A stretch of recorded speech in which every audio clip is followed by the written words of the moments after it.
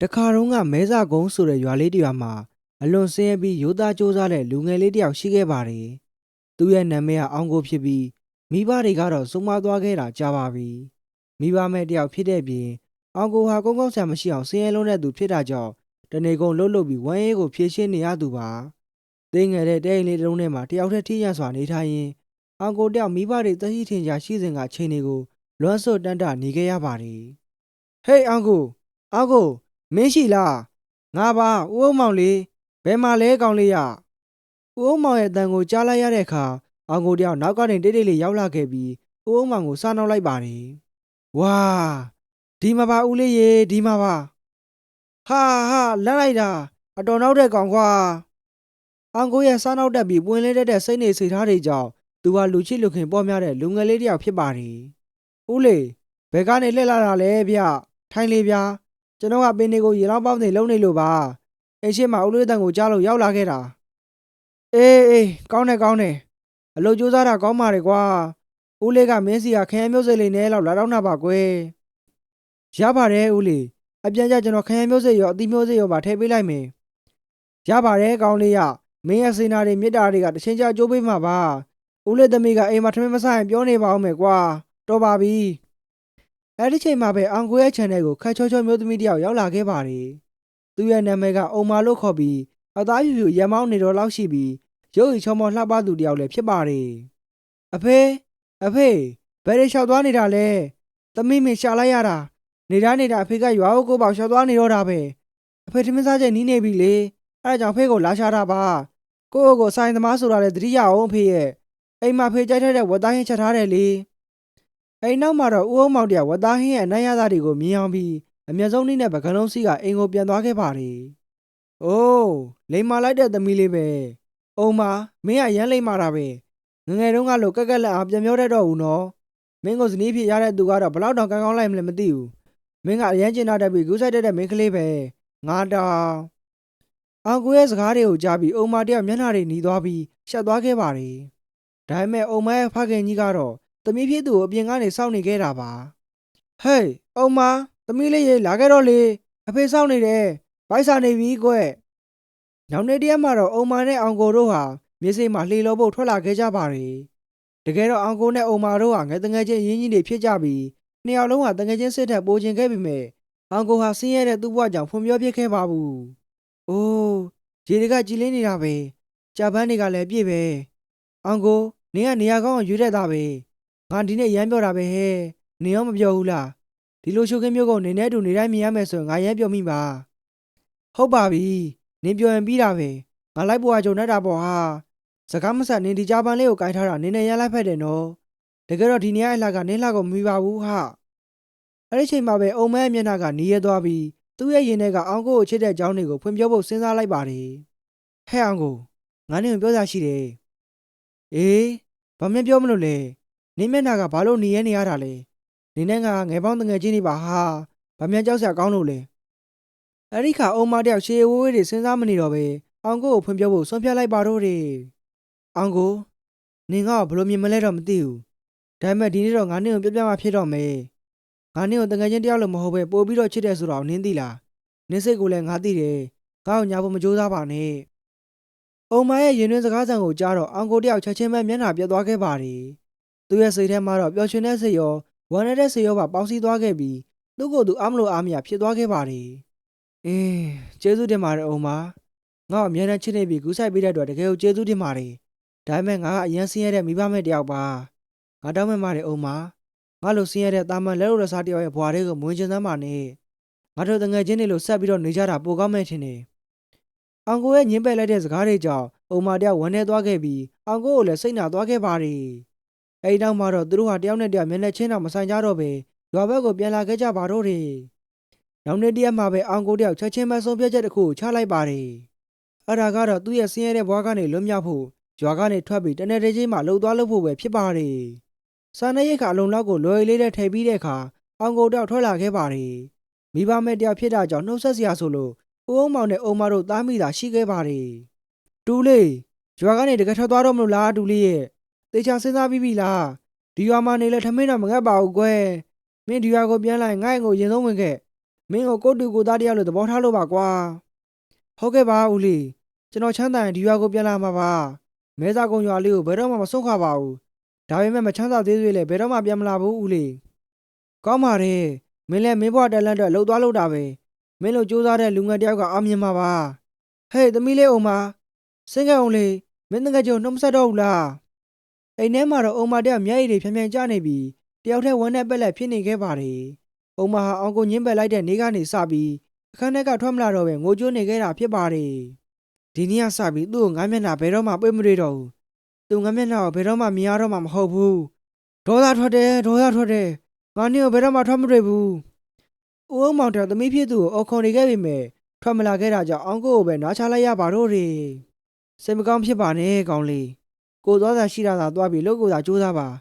မင်းတငယ်ချင်းကဘာဖြစ်နေလဲမသိဘူးမနေ့ကတည်းကငိုနေတာကွာဦးလေးလည်းသူ့ကိုမေးပါတယ်ဘာဖြစ်နေမှန်းကိုမသိပါဘူးကွာငါတို့ဘာမှစိတ်မကောင်းမဖြစ်နဲ့နော်ကြားရလားအလောက်ကနေဆင်ပြေပြီးဘေးအန္တရာယ်တွေကင်းရှင်းပါစေကွယ်အိမ်နောက်မှာတော့အောင်ကိုကလွယ်လေးတစ်လုံးကိုလွယ်ပြီးဦးအောင်မောင်ရဲ့အိမ်ကနေထွက်လာခဲ့ပါတယ်သူရဲ့စိတ်ထဲမှာတော့နောက်ဆုံးအနေနဲ့အုံမန်းမျက်နှာလေးကိုမမြင်လိုက်ရတဲ့အတွက်ဝမ်းနဲ့ကြေကွက်နေခဲ့ရှာတာပေါ့သူကယောဂကနေထွက်လာခဲ့ပြီမဲ့စိတ်ကတော့အုံမစီကိုရောက်နေပြီးခရီးသွားရမှာစိတ်မချမ်းမသာဖြစ်နေခဲ့တာပါနောက်ဆုံးမှာတော့အောင်ကိုတယောက်ကေတုမတီမြို့တော်ရဲ့ဆက်မှာရှိတဲ့တောနက်ကြီးတွေကိုရောက်လာခဲ့ပါပြီဒါပေမဲ့နေဝင်မိုးချုပ်သွားပြီဖြစ်တာကြောင့်သူကအဲ့ဒီနေရာမှာပဲအိတ်ဖို့ဆုံးဖြတ်လိုက်ပါတယ်ဟာမိုးချုပ်သွားပြီဒီချိန်မျိုးတွေကိုဆက်သွားရင်လည်းနေရမှာမဟုတ်ဘူးဒီညတော့ဒီမှာပဲအိတ်မယ်ကွာမနေ့ကမှခီးဆက်ပြီးမျိုးထဲမှာလှုပ်သွားရှာတော့မယ်ဒီလိုနဲ့အောင်ကိုတယောက်တစ်ပိတ်မော်ကိုတက်ပြီးညားရိုက်ခဲ့ပါတယ်။အုံမကြီးငါလည်းမင်းကိုချစ်ပါတယ်။မင်းနဲ့နီးဖို့ငါအခုစူးစမ်းနေတာပါကွာ။အောင်ကိုတယောက်အုံမရဲ့အကြောင်းတွေကိုတွေးတော့ရင်တဖြည်းဖြည်းနဲ့အိပ်ပျော်သွားခဲ့ပါတယ်။ဒီလိုနဲ့ညသကောက်ရင်ရောက်တဲ့အချိန်မှာတော့တစ်ပိတ်အောက်မှာတခိုးနှစ်ယောက်ရောက်လာခဲ့ပါတယ်။တခိုးရဲ့လက်ထဲမှာတော့ရွှေလုံးရွှေခဲတွေကအိတ်နဲ့ပြည့်ဖြစ်နေပြီးသူတို့ကဝေစုခွဲဖို့တိုးတဲကိုရောက်လာခဲ့တာဖြစ်ပါတယ်။ကဲငါတို့ဝေစုခွဲကြမယ်။ဒါကမင်းရဲ့ဝေစုကျွန်တော်ငါဟာကုန်မယ်။ဘာလို့လဲဆိုတော့မင်းကငါတို့လှုပ်တဲ့ခါကျရင်အမြဲတမ်းအိမ်ကနေလို့မင်းကိုဒီလောက်ပေးတာတော့ကကောင်းနေမှတ်အလောက်ကြဘာလို့မှမလုပ်ချင်ဘူးမဟုတ်သေးဘူးလေမင်းဟာကလွန်နေပြီဝေစုခွဲတာမင်းကငါ့ကိုအမြဲတမ်းအိမ်နေတယ်လို့ဆွဲပြီးနည်းနည်းပဲပေးတယ်မင်းဟာကတစ်ခါလည်းမဟုတ်နှစ်ခါလည်းမဟုတ်နဲ့ဒီတစ်ခါတော့ငါလည်းမခံတော့ဘူးဒီလိုနဲ့တခုံးနှစ်ယောက်ဝေမတဲဖြစ်ပြီးစကားများနေတဲ့ချိန်မှာပဲတစ်ပင်မော်ကအောင်ကိုတယောက်လန်ထိုးလာခဲ့ပါတယ်သူမြင်တွေ့လိုက်ရတဲ့အရာကတော့သူအိမ်နေတဲ့အပင်အောက်မှာတခုံးနှစ်ယောက်နဲ့ဘဝတသက်စာချမ်းသာသွားစေနိုင်မဲ့ရွှေတွေပဲဖြစ်ပါတယ်။အိုးနှကောင်းနှမျက်ပေါင်းတို့ငါ့အပေါ်မှာမျက်ထုတ်တဲ့ပစိုးအဲ့ဒီလူဟာချက်ချင်းပြောက်ွယ်သွားပါစီ။အခုချက်ချင်းကိုညီပေးကြပါကျွန်တော်မျိုးဒီမှာညစ်ခံနေရပါပြီ။ဟေးကောင်အချင်းချင်းကမင်းကဘာလို့တောက်ထီကျင်းစာတိုက်နေရတာလဲ။ငါလှုပ်လိုက်ရလို့ကွာဒီကောင်တခိုးနှစ်ယောက်ရန်ဖြစ်နေတာကိုခင်ကောင်းယူပြီးအောင်ကိုတယောက်ကျန်တစ်ခုရသွားခဲ့ပါတယ်။ဟေးတော်ကြသန်းမိုင်မဲတဲ့တခိုးလေးတွေမင်းတို့နှစ်ယောက်လုံးပြောက်ွယ်သွားဖို့ငါလက်ခုပ်သုံးချက်တီးလဲရမလားမင်းတို့ခုချက်ချင်းထွက်သွားကြစမ်းအိမ်နောက်မှာတော့အောင်ကိုဟာသူ့ရဲ့လွယ်ကိုယူပြီးတစ်ပင်မောင်ကနေရန်ဖြစ်နေတဲ့တခိုးနှစ်ယောက်ပေါ်ကိုပြစ်ချလိုက်ပါတယ်အာနားလိုက်တာဘာကြီးလဲဟာဟေးကောင်မင်းတာနေတဲ့နက်ကအခုရောက်လာပြီထင်တယ်ဟုတ်တယ်သူလာနေပြီနမင်းကမင်းကိုဖမ်းဖို့ရောက်လာပြီနေမယ်ဟိုမှာကြည့်အောင်ဒီလိုနဲ့တခိုးနှစ်ယောက်ဟာတစ်ပင်မောင်မှာတွဲလောင်းကြနေတဲ့အောင်ကိုရဲ့ခြေထောက်တစ်ချောင်းကိုနမင်းရဲ့အရေးရောင်ထင်ပြီးကြောက်လန့်နေကြဖြစ်သွားခဲ့ကြပါတယ်အိမ်နောက်မှာတော့စဉ်းစားဆင်ခြင်မရှိတဲ့တခိုးတွေလည်းကျွေတွေကိုထားခဲ့ပြီးမြန်ဆုံးထွက်ပြေးသွားခဲ့ကြပါတယ်တော်တော်စဉ်းစားဆင်ခြင်နေတဲ့တခိုးတွေပဲဟာငါပြယောက်ကိုမြန်စစ်မိလင်းမှဖြစ်မယ်ကျွေတွေကနဲတာမဟုတ်ဘူးဒီလိုနဲ့အောင်ကိုတယောက်တစ်ပင်ပေါ်ကနေမြန်ဆုံးဆင်းလာခဲ့ပြီးကျွေတွေကိုထုတ်ဖို့ကညာတွင်ချင်းမဲ့ရွာကိုပြန်လာခဲ့ပါတော့တယ်ကောင်းလိုက်တာကွာမြို့သွားပြီးလှုပ်ရှားတာမလို့တော့ဘူးညာတွင်ချင်းမဲ့ငါတထေးဖြစ်တ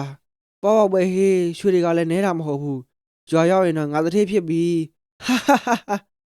ာဒီလိုနဲ့အောင်ကိုတယောက်တဲဟိုလေးကနေအင်ကြီးတစ်လုံးထဲမှာနေထိုင်ပြီးတထေးအဆောင်အနေနဲ့နေထိုင်ခဲ့ပါတယ်ညာတွင်ချင်းမှတထေးဖြစ်သွားတဲ့အောင်ကိုရဲ့သတင်းဟာဒီပါလုံးကိုပြန့်နှံ့သွားခဲ့ပြီးဟိုလေးတကြော်ဖြစ်သွားခဲ့ပါတော့တယ်အိမ်နောက်မှာတော့တထေးကြီးဦးအောင်သိန်းရဲ့အိမ်ကစေကန်နေစီကိုရောက်သွားခဲ့ပြီးနောက်ဆုံးမှာတော့တထေးကြီးဦးအောင်သိန်းနားကိုရောက်သွားခဲ့ပါတယ်တကယ်တော့ဦးအောင်သိန်းဟာတရွာလုံးမှာချမ်းသာဆုံးဖြစ်ပြီးအခုချိန်မှာအောင်ကိုကချမ်းသာဆုံးတထေးကြီးဖြစ်သွားတဲ့အခါမနာလိုဝင်တော်စိတ်တွေဖြစ်ပေါ်နေခဲ့တာပဲဖြစ်ပါတယ်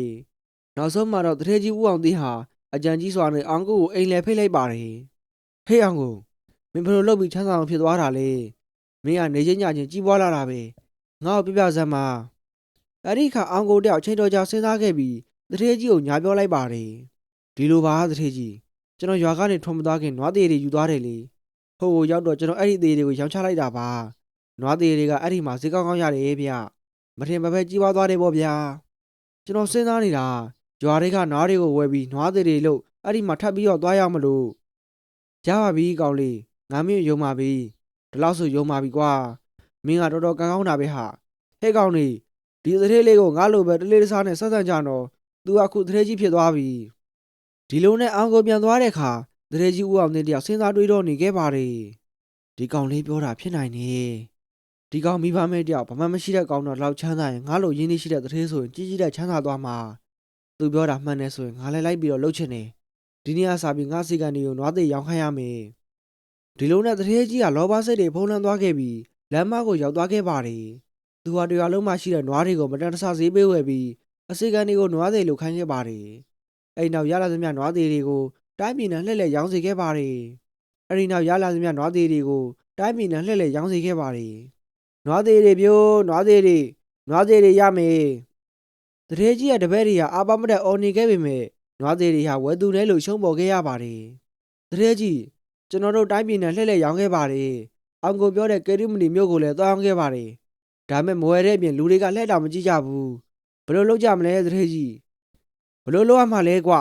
ဒီကောင်အောင်ကိုငါတို့တထေးကိုလိန်တာဖြစ်ရမယ်ဒီလိုနဲ့တထေးကြီးကအောင်ကိုလိန်တာကိုတီးသွားခဲ့ပြီးဒေါသတွေကြီးကျယ်ထွက်သွားခဲ့ပါတယ်ဒီကောင်ငါပညာပေးမှဖြစ်မယ်ငါပိုက်ဆံတွေတော့ဒီကောင်မြတ်ပေးဆက်ရမယ်အဲဒီနောက်မှာတော့တထေးကြီးကအောင်ကိုကောက်ကြံဖို့အစီကန်တွေကိုခိုင်းစေခဲ့ပါတယ်အစီကန်တွေလည်းတယောက်မျက်နှာတယောက်ကြည့်ရင်တထေးကြီးရဲ့စကားကိုအံ့ဩသွားခဲ့ကြပါတယ်ဟမ်ဒေါသထွက်လိုက်တာကွာမင်းတို့ငါပြောတဲ့အတိုင်းတသွေးမလေးလောက်ကြနော်ဘာအမှားယွင်းမှမရှိသေးနဲ့ဒီလိုကောင်မျိုးအိတ်နဲ့ဆုပ်ပြီးမြေကျမ်းမေးမှာမြှုပ်ပြလိုက်ပြောရင်ဒေါသထွက်လိုက်တာကွာဒီကောင်နေကူတာမမြင်ချင်ဘူးအခုပဲသွားကြတော့ကွာဒီလိုနဲ့အစေကန်နှစ်ယောက်လည်းတထေးကြီးရဲ့မိန်တိုင်းအောင်ကိုကိုလှုပ်ကြံဖို့ထွက်လာခဲ့ကြပါတယ်နောက်ဆုံးမှာတော့သူတို့ဟာအောင်ကိုရဲ့အိမ်ထဲကိုခိုးဝင်ပြီးအောင်ကိုကိုဖမ်းဆီးလိုက်ကြပါတော့တယ်ဟေးမင်းတို့ဘာလုပ်ကြတာလဲမင်းတို့ဥအောင်တဲ့လူတွေမလားမင်းတို့ဘာလုပ်ကြမလို့လဲမင်းတို့နဲ့ငါကြမှာဘာပြဿနာရှိလို့လဲအဲ့နောက်မှာတော့စေကန်နှစ်ယောက်ကအောင်ကိုကိုချုပ်ပြီးအကြီးကြီးလုံးထဲမှာထိထားလိုက်ပါတယ်ဒီလိုကောင်ကဓာမျိုးနဲ့ပဲတန်းတယ်သူကမြန်ရာဆဆငါတို့တထေးကိုစီးပွားပြအောင်လုပ်ရဲတယ်မင်းကဓာမျိုးနဲ့ပဲတန်းတယ်ကွာမနေ့တနေ့ကမှတထေးဖြစ်လာတဲ့ကောင်ဒီလိုနဲ့သူတို့ကလက်တစည်းပေါ်မှာတင်လိုက်ပြီးရွာပြင်ကမြစ်ဆက်စီကိုထွက်လာခဲ့ကြပါတယ်ဟေးကောင်ငါတို့ရက်သွားတော့ရအောင်ငါရက်တော့ချင်တယ်ဟေးရတထေးကြီးခိုင်းထားတာလည်းရှိသေးတယ်လေငါတို့ဘယ်လိုလုပ်ကြမှာလဲတခုခုမှားသွားရင်ငါတို့ခေါင်းပေါ်ကိုပဲရောက်လာလိမ့်မယ်နော်ဒီထိတောင်ငါတို့ဖမ်းလာပြီပဲကွာဒီကောင်ပဲပြင်းနိုင်မှာမလို့လ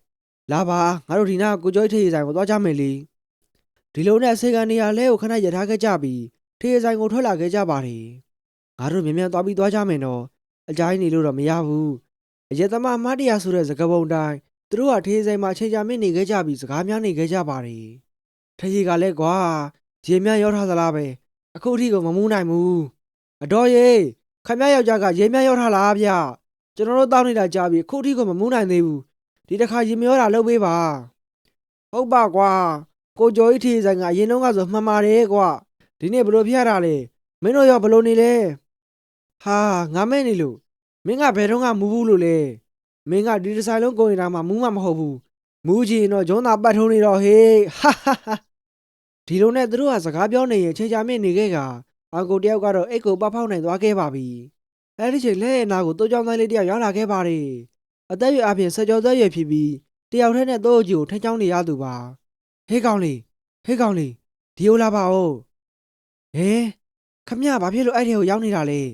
ကျွန်တော်လာခဲ့မယ်ဘာလုပ်ပြရမလဲကောင်းလေးဒီအိတ်ကိုဖြီးပြီးငါ့ကိုလှုပ်ပေးပါကျေးဇူးပြုပြီးဒီကျိုးလေးကိုဖြီးပေးပါဒါဆိုရင်ငါ့ကိုမင်းကဲလိုက်တာပဲတရေကြီးဝေါင်းတဲ့တပည့်တွေကငါ့ကိုဖမ်းထားတာပါတရေကြီးကသူ့ရဲ့မင်းတွေကိုထိခိုင်းမလို့တဲ့လေငါမင်းတွေကိုကြောက်တယ်ကွာငါအဲ့ဒီလိုကိုမလုပ်နိုင်ဘူး